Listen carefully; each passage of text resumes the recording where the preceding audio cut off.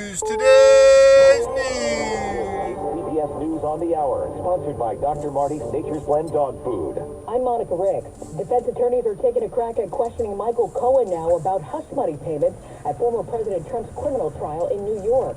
CBS's Errol Barnett has more on his testimony earlier today. Did you receive this check in relation to the false invoice the prosecution asked Cohen? And he said yes. The prosecution then asked, can you see the signature on this check? And he said yes. Please read the name on the signature. And Cohen would say Donald J. Trump, Mr. Trump, or in one instance he said it was actually Donald Trump Jr., I should say, who signed a check. Trump has denied any involvement here. Cohen will also be the last witness called to testify for the prosecution. Court transcripts show they planned for one more, but changed their minds.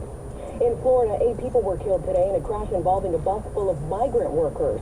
Highway Patrol Lieutenant Pat Reardon says a pickup truck crossed the center line, slamming right into it. Post-collision, the school bus traveled off the roadway onto the grass shoulder, where it went through a fence, struck a tree, and overturned. More than 40 others were hurt.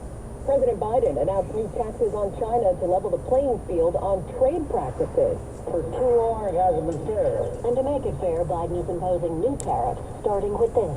A 100% tariff on electric vehicles made in China. Plus, tariffs on solar panels, semiconductors, and house equipment. That's CBS's Linda Kenyon reporting. Israeli troops are pushing deeper into Rafah, forcing 500,000 Palestinians now to run. The UN says Israelis are also crippling aid efforts by destroying supplies.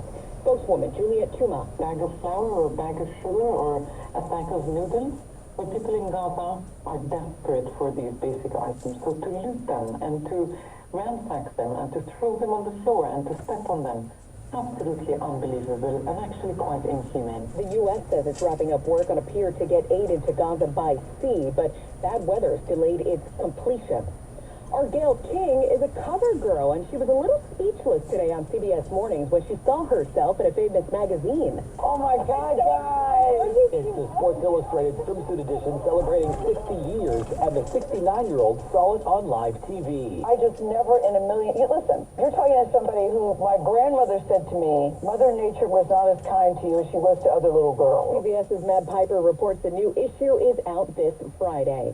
And the United Launch Alliance is pushing Boeing's Starliner launch again to next Tuesday to give engineers more time to fix a helium leak in the ship's propulsion system that's set to carry the capsule. The launch was originally scrubbed last week over a valve issue. This is CBS News. Well, that's today's news. Today's news. I didn't hear any good news, did you? I didn't think so. I guess it's all about perspective. The glass is half full. Well, as always, I'd like to thank you again for coming along with me on these Dash Cam News adventures. You know the drill. Peace, love, and all that hippie jazz. Bye-bye, everybody. It's 80 degrees in Lathrop, California.